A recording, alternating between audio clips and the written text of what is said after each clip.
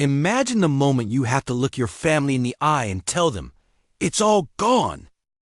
A lifetime of savings, the security, the bright future you promised them, now just a big fat zero. You lost because you bet everything on a dream that never existed. However, this kind of pain isn't new. It's an old scar on America. Over 100 years ago, right in the middle of the Florida swamps, tens of thousands of people were hypnotized into pouring their life's work into a mirage. Plots of land changed hands a dozen times in a single business day, while the buyers had never even set foot there. They burned through real assets chasing worthless deposit slips, building a fantasy paradise on the backs of other people's lives. Because greed doesn't need a reason. It just needs a promise pretty enough to make you forget reality. I'm Dave, and welcome to the Madness of Miami, 1925. To understand the 1925 bubble, you first need to understand what Miami actually looked like. In 1900, Miami had fewer than 2,000 residents. No highways, no affordable cars. The only way to get there was by train, and train tickets weren't cheap. Florida was a destination for the wealthy. If you didn't have money, you had no reason to know Miami existed. Then two things changed everything in less than a decade. First, the car. Ford's Model T hit the market in 1908, and by the mid-1920s, the price had dropped far enough that middle-class Americans could actually afford one.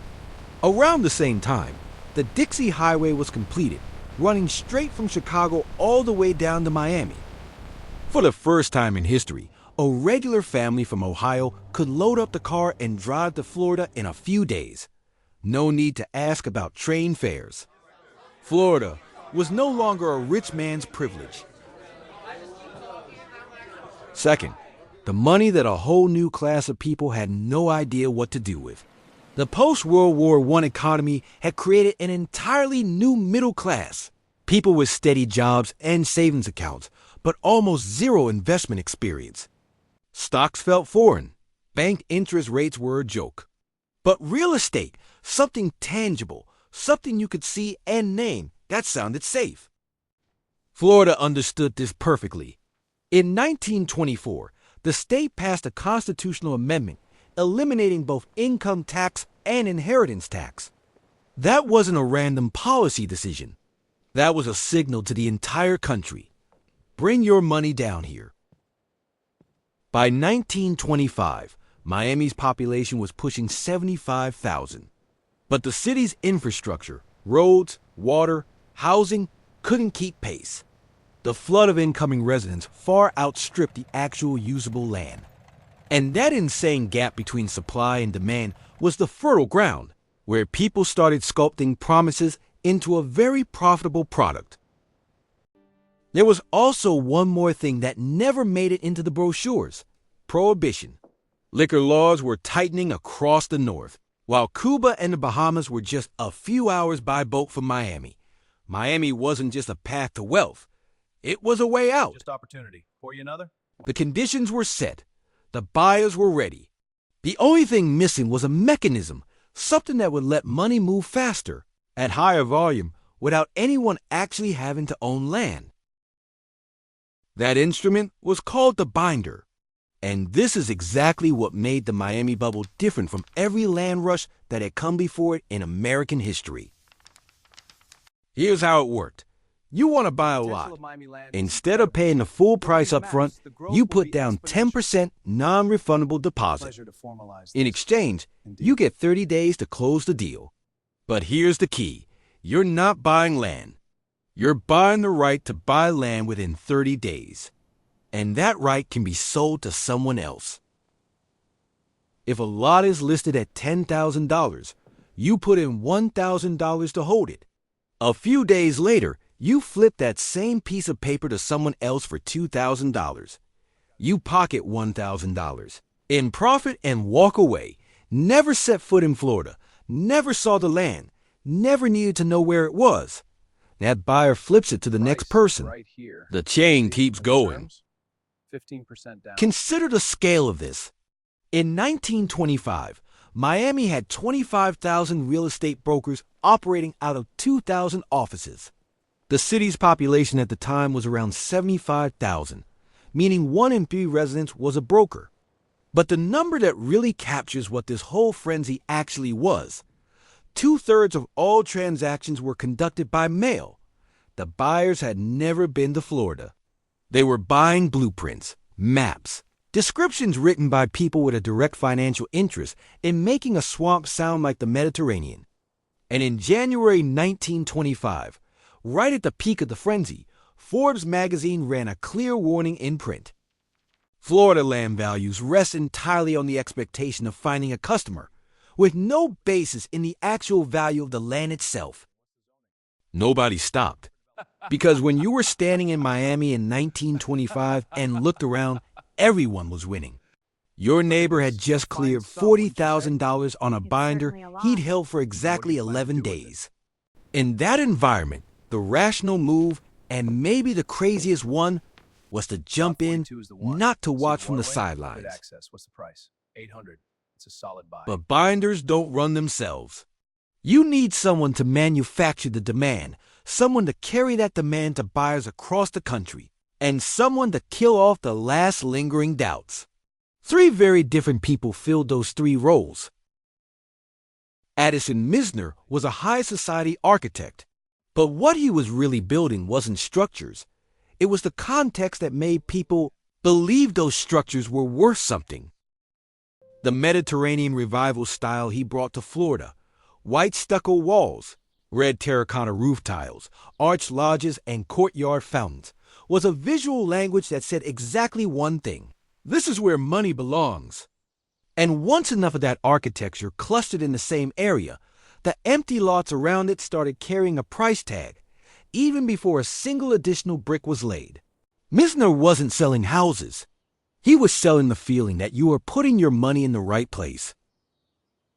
In the winter of 1920, Carl Fisher, a millionaire industrialist and master promoter, rented a billboard in the middle of Times Square.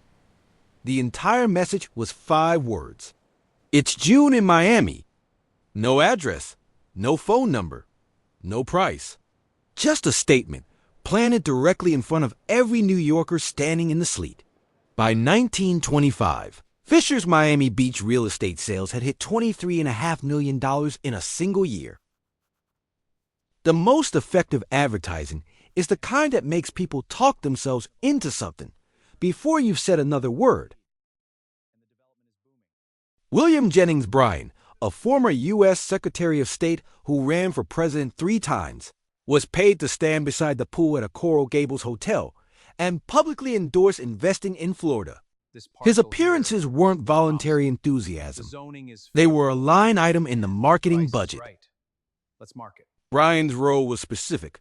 For anyone still on the fence, a trusted political face nodding approval was enough to convert hesitation into a signed check. He wasn't selling land. He was selling belief. And if Bryan's presence alone doesn't fully capture the atmosphere of Miami at the time, consider who was standing on the other side of the room. Charles Ponzi, the man whose name literally became a dictionary entry for financial fraud, had just gotten out of prison in 1925 after his scheme collapsed and wiped out thousands of investors. The first thing he did when he got out was to move to Florida to sell land. Bryan, the symbol of integrity, on one side. Ponzi, the most notorious con man in America, on the other. Both pumping the same balloon. Ironically, the Miami dream didn't just spring up from the swamp. It was built on the labor of people who were banned from stepping foot inside it. Overtown was Miami's black neighborhood, established in the early 20th century. The construction workers, laborers, small business owners, they were the ones who built most of the city's early infrastructure.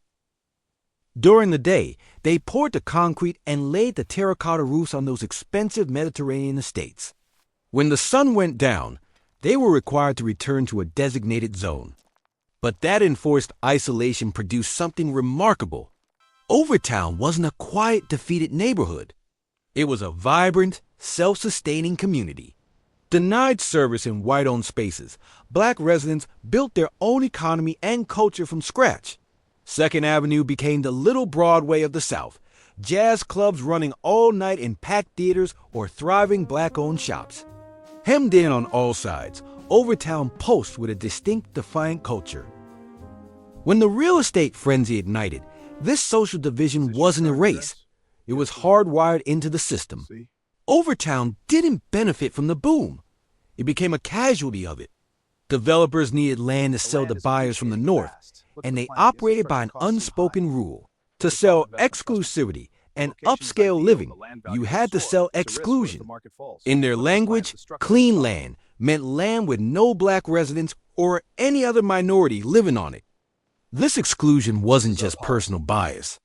Real estate contracts in Miami at the time routinely included a standard clause stating that the property could not be sold, rented, or transferred to black people.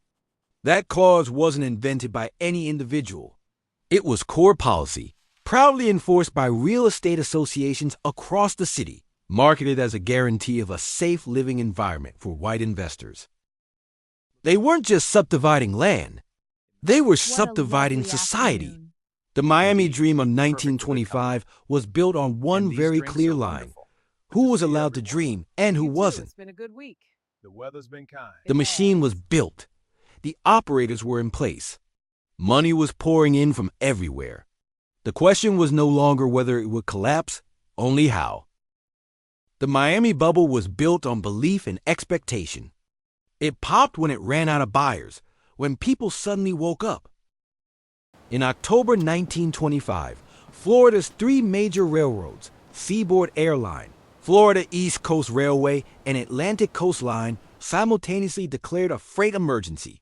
The volume of construction materials flooding into the state had exceeded what the entire rail system could handle. From that point on, only food and fuel were allowed into Florida. Construction slowed.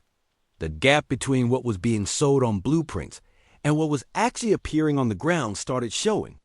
And for the first time, people holding binders couldn't find anyone willing to pay more than they had. The system didn't collapse in a day. It strangled slowly. The last buyer in the binder chain, the one who couldn't flip it, they sat and waited out 30 days, then lost their deposit. Hundreds, then thousands of people were left holding that hot coal in Miami. Then on January 10, 1926, the ship Prince Valdemar, being towed in the port to be converted into a floating hotel, sank right at the mouth of Miami Harbor. The port was completely blocked for weeks.